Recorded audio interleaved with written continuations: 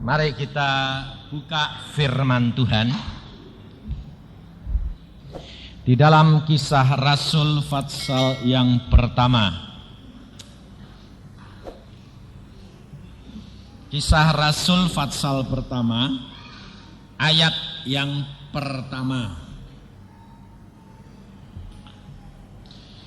sampai dengan ayat yang kelima.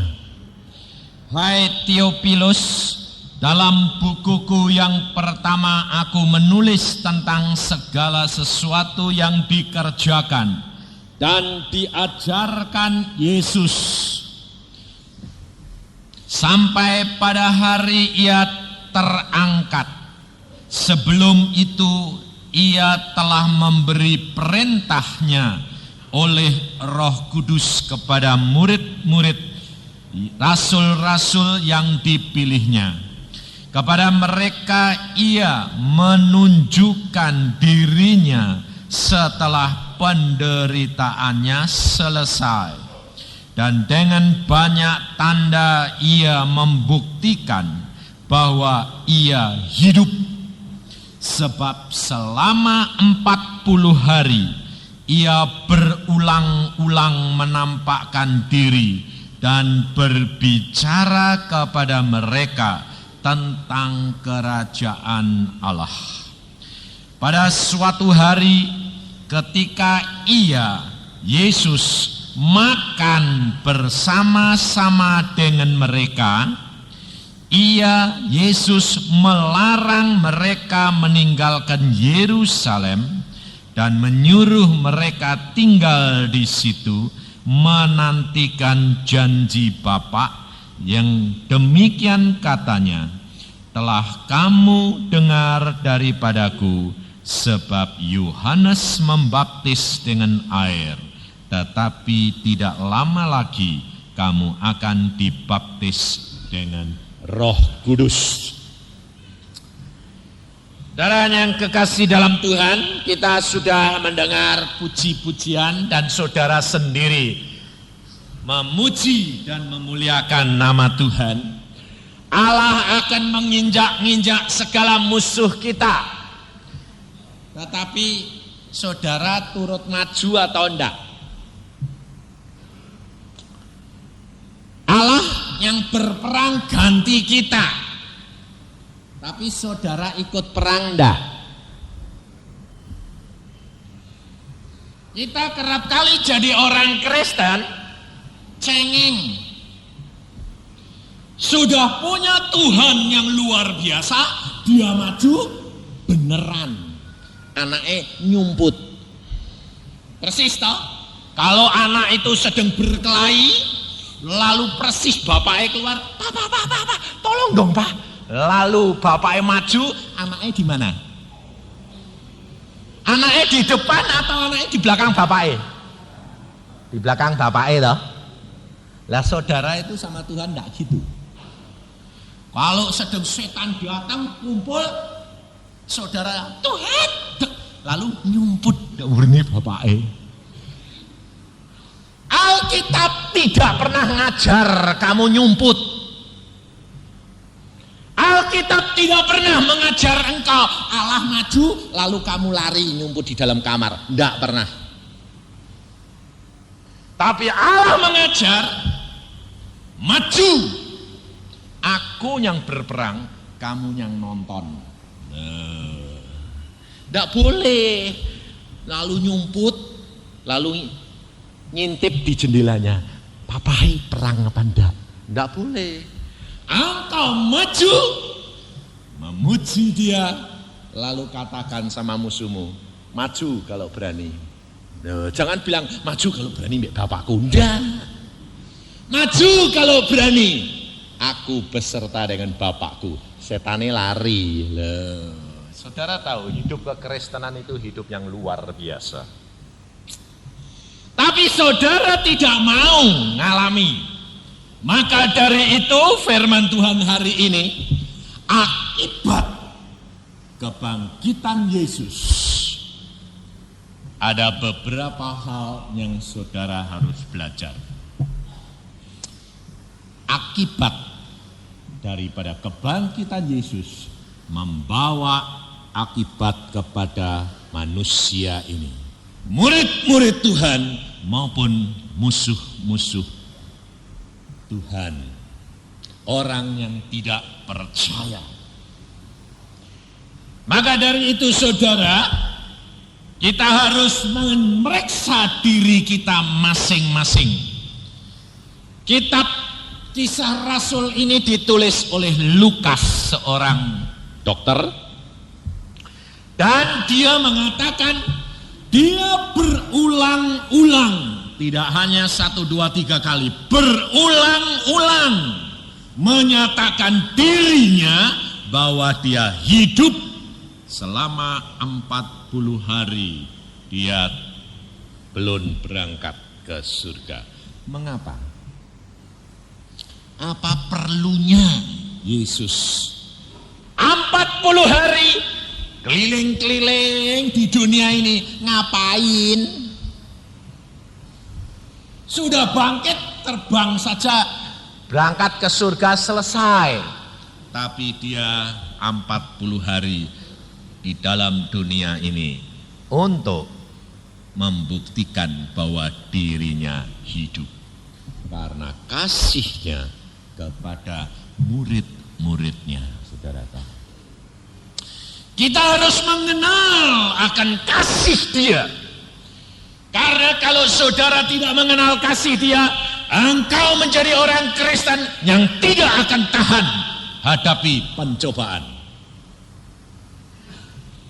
Kalau ada seorang pemuda jatuh cinta sama seorang perempuan, kalau sedang cintanya itu ngebet, selalu ngomongnya apa? Aku mati untuk engkau, mau, betul enggak? Hah? Ini ibu-ibu dulu waktu bapak-bapaknya jatuh cinta itu, kalau hujan deras itu kalau sudah janji datang enggak? Datang.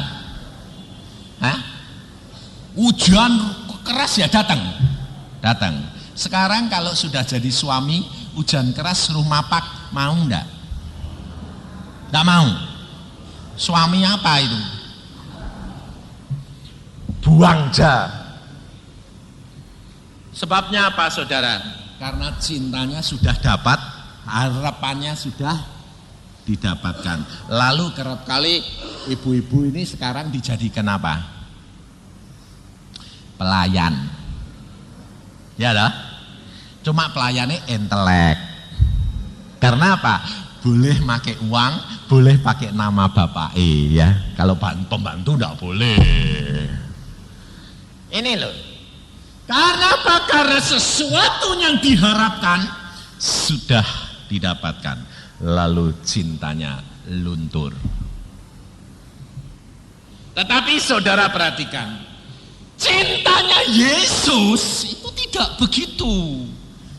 Dia mencintai murid-muridnya sungguh-sungguh cinta. Dia tahu muridnya meninggalkan dia pada waktu dia harus naik ke atas kayu salib.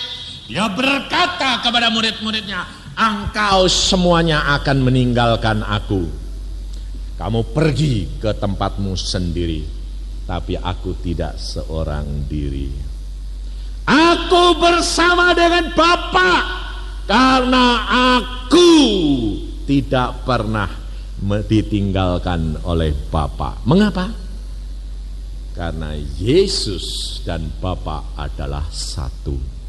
Padahal Alkitab berkata suami dan istri adalah satu, tapi kenyataannya dua.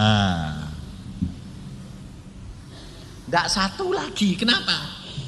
Kalau dinamai, Pak, yuk sembahyang sendiri-sendiri.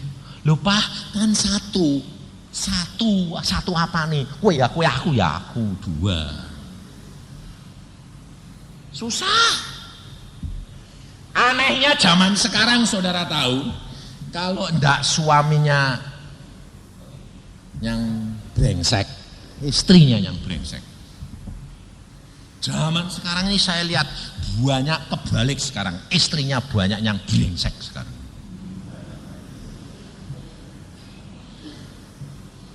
Kenapa? Karena emansipasi dunia. Zaman dulu perempuan tutuk mantuk. Loh betul enggak?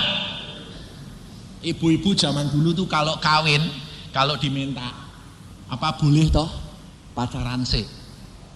Mah, mbok lihat si mah, siapa? Tidak seneng jangan si mah. Boleh enggak? Enggak.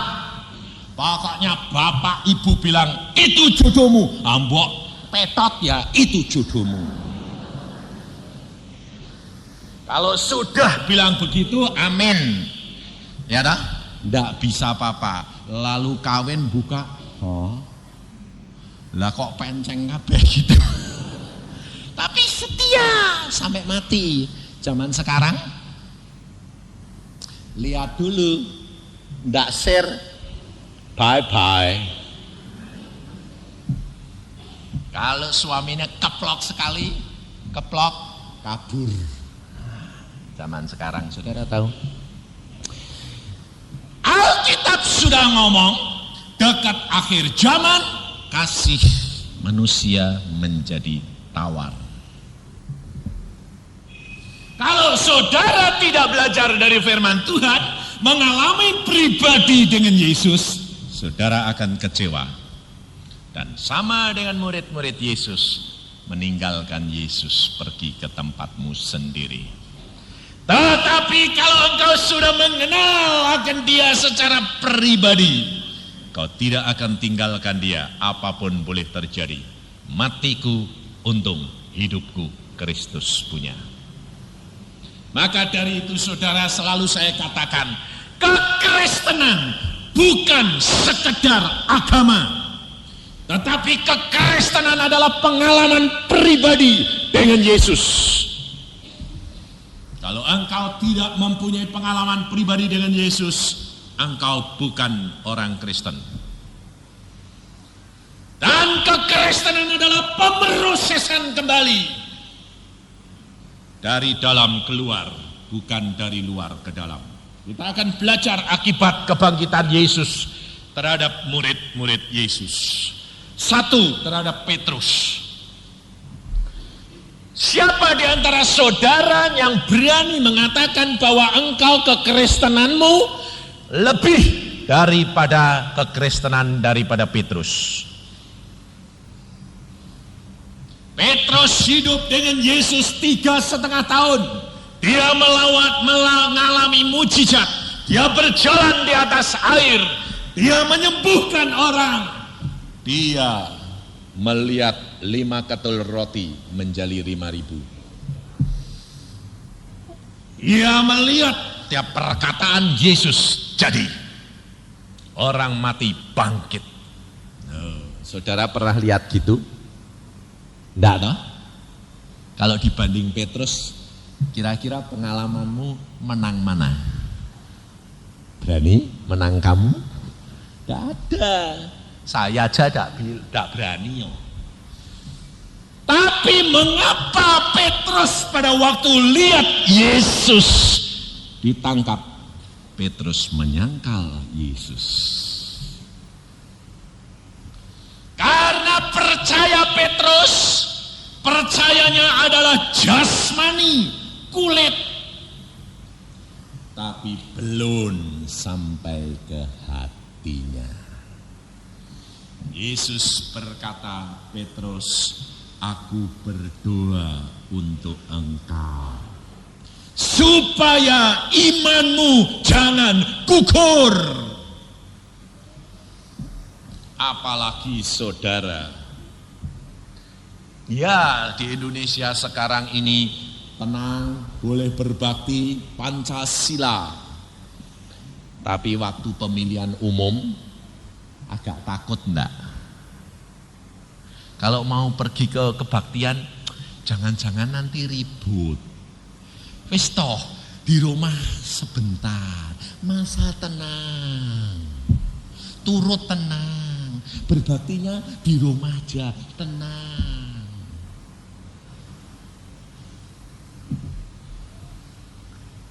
Karena apa? Karena saudara tidak punya pengalaman pribadi dengan dia. Lihat, terpengaruh oleh situasi dan kondisi, sudah mulai gentar. Maka dari itu saudara tidak mengalami mujizat Allah. Saudara tidak mengalami pertolongan Allah. Kuasa Allah dinyatakan di mana anak-anak Tuhan di dalam kelemahan. Paulus berkata, pada waktu aku lemah, justru itu aku kuat. Nah, jadi kalau saudara mau mengalami kuasa Allah, saudara harus sadar, kejepit dulu sampai ndak bisa apa-apa, lalu Tuhan, aku sudah ndak bisa apa-apa. Mau apa-apa ya sudah ndak apa-apa, sudah biar Yesus tolong. Tapi lucunya orang Kristen senangnya itu apa? Dijepit dulu, baru mau. Padahal Alkitab sudah mengajar kepada kita, percaya segala perkara dapat terjadi bagi orang yang percaya. Tidak usah takut, apapun boleh terjadi, Allahku kuasa. Maka Petrus pada waktu dia menghadapi satu kenyataan, Yesus bangkit, Petrus sukacita. Tapi apa akibat Yesus bangkit buat Petrus? Petrus frustrasi. Dia senang Yesus bangkit, tetapi hatinya frustrasi. Mengapa? Ditekan setan, dipojokkan oleh setan, diingatkan dosa-dosanya, penyangkalannya. Dia menyesali dirinya sendiri. Dia tidak menyesali Yesus, dia menyesali dirinya sendiri. Dan dia, apa akibatnya saudara tahu? Petrus pergi kembali menangkap ikan. Petrus balik ke dunia yang lama sebab hatinya tertuduh kecewa kepada dirinya sendiri. Sudah melihat perkara-perkara ajaib, sudah perkara-perkara dinyatakan, setiap perkataan Yesus dinyatakan. Sekarang Yesus membuktikan dia bangkit. Dan dia menyesali dirinya sendiri. Lalu setan berbisik, ya makanya itu kamu tidak ada artinya di hadapan Yesus. Kamu sekarang sudah tidak berguna buat Yesus. Kembali saja kepada pekerjaanmu yang lama. Semuanya sia-sia, semuanya kosong. Engkau tidak mampu untuk percaya kepada Yesus. Meskipun Petrus sudah lihat Yesus bangkit, tapi tekanan batinnya mendorong dia untuk kembali ke masa yang lampau. Banyak orang Kristen berkata begini, kalau aku sudah bertobat, kalau aku sudah dibaptis, aku akan kebal terhadap kuasa-kuasa gelap. Petrus salah satu bukti. Kalau kamu saudara tidak diberi kuasa oleh Allah dari tempat yang tinggi, Roh Al Kudus masuk dan menguasai engkau, engkau mudah dipakai bulan-bulanan oleh si kuasa gelap. Orang Kristen, saya barusan dari Jakarta, seorang anak suhu, dia bertobat, anak perempuannya. Pada waktu saya khotbah di Borobudur, Hotel Borobudur, di antara pengusaha-pengusaha, sebanyak 900 sampai 1000, dan di situ seorang anak perempuan suhu bertobat. Padahal perempuan ini dia punya karunia dari kuasa gelap luar biasa. Dia bisa lihat suaminya dimanapun berada. Dia bisa lihat nomor apa saja. Penglihatannya istimewa. Dia berkata begini, suamiku pergi ke Surabaya. Saya monitor, masuk kamar, saya bilang, mana? Oh, suamiku bilang di hotel ini. Saya periksa hotelnya itu, di dalam alam roh tidak ada suamiku. Kurang ajar, tidur di mana dia ini? Lalu dia lihat, cari suaminya, ketemu, diikuti terus. Tidur di mana? Oh, tidur di tempat ini. Kamarnya apa? Dilihat, ini semua. Pulang-pulang suaminya ditanya, kamu jangan main gila ya. Main gila apa? Kamu bilang sama saya tidur di hotel ini, nyatanya kamu tidak tidur di hotel ini. Suaminya melongok. Loh, kok kamu tahu? Jangan main gila. Aku lihat apa yang kamu perbuat. Kamu akhirnya tidur di tempat saudaramu, kamarmu ini, dicat ini, warna ini. Suaminya melongok. Kira-kira kalau saudara punya istri seperti itu, bapak-bapak ini seneng apa enggak? Hah? Loh, dikontrol terus, kemana-mana dilihatin terus. Kira-kira seneng enggak? Bapaknya seneng enggak? Enggak. Kenapa? Karena enggak bisa nyeleweng.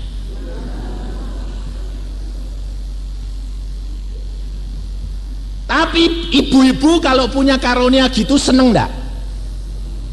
Pengen dah? Nah, itu. Saudara tahu orang ini berkata apa? Aku punya karunia seperti itu. Saudara tahu hidupku tidak pernah tenang. Dari bangun tidur sampai tidur lagi tidak pernah tenang. Kenapa? Sebab lalu tergiur oleh apa? Memonitor suami terus. Suami demikian keluar rumah diawasi terus. Jadi aku malah tidak bisa kerja, malah jengkel terus. Setiap kali datang antam suaminya. Suaminya jengkel. Kalau gini naga-naganya, aku cerai, takut sama kamu. Saudara tahu sampai akhirnya mengambil satu keputusan cerai. Dan istri berkata, waduh, aku ini bakal dicerai, repot ini. Akhirnya dia ketemu murid, bekas murid suhunya yang bertobat. Murid suhunya berkata,